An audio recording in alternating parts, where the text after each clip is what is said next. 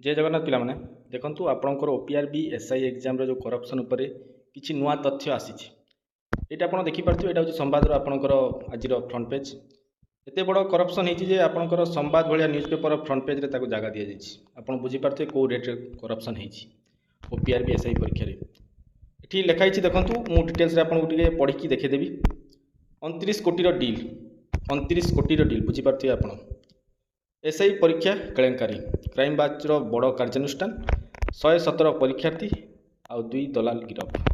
मुझे डिटेल्स पढ़ी T जनाऊँ fast देखो ये ओडिशा पुलिस नियुक्ति बोर्ड ओपीआरबी द्वारा परिचालित पुलिस एसआई परीक्षा बड़ दुर्नीति सामना को आसी घटनाशील घटना पदाक आसवा पर पुलिस नियुक्ति बोर्ड पक्षर परीक्षा को बातिल कर क्राइम ब्रांच यह घटना 117 जन परीक्षार्थी और 2 दलाल को गिरफ कर केलेंकारी 29 कोटी 25 लाख टंकार लांच कारोबार होइथिबा डील संपर्कित तथ्य सामना को आसी भावंतु 29 कोटी 25 लाख टंकार डील होता गिरफ होइथिबा 117 जन परीक्षार्थी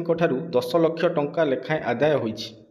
117 जन परीक्षार्थी 10 लाख टंका लेखाएं आदाय होइथिबार बेले परीक्षा पर सेमाने आउ 15 लाख टंका लेखाएं देबे बोली डील होइतिला माने 10 लाख टंका ऑलरेडी दे सारिथिले आउ पुणी 15 लाख टंका तांकु मगा जाइतिला एबळी घटना संपर्क में क्राइम ब्रांच पक्षर सूचना दिया जाइथिबा बेले क्राइम ब्रांच डीजी विनय तोष मिश्र ब्रह्मपुर रही घटना को अनुध्यान कर क्राइम ब्रांच जड़े एसपी नेतृत्व में 5 जन अधिकारी को नहीं तदंतकारी टीम बालेश्वर और ब्रह्मपुर तदंत करुवा बेले से उक्त जिला पुलिस आउ एक टीम तदंत प्रक्रिया सहयोग करुच्ची माने आपण शुणु बालेश्वर ब्रह्मपुर आपण बालेश्वर कौटी ब्रह्मपुर कौटी पूरा पूरी सारा ओडिशा रे बोधे एटा चलथिला रैकेटटा ये जो एग्जाम प्रश्नपत्र लीक पूरा सारा ओडिशा रे चलथिला एटा खाली 117 जन को धरिचंती आउ मध्य पिला थिबे आपणकर भाग्य भल जे आपण आगरू करप्शन रो धरा पड़ी गला आउ पिला को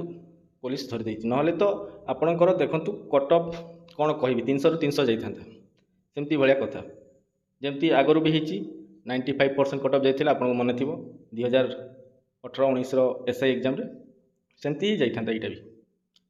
देखंतु एठी सफर किए होछि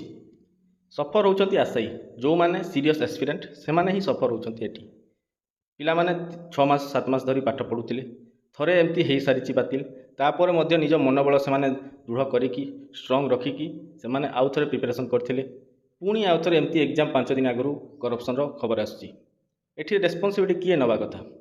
मु तो कहबी भद्रामी दृष्टि ओपीआरबी चेयरमैन एते टाइम एते समय जाए निजे ही इस्तीफा दे देबा कथा ओपीआरबी चेयरमैन करूछंती कोन गोटे एग्जाम तांको द्वारा कंडक्ट हो पारुनी एसआई एग्जाम स्टेट लेवल रे 933 पोस्ट तांको द्वारा कंडक्ट हो पारुनी तांको चेयरमैन पद छाड़िबा कथा मो हिसाब रे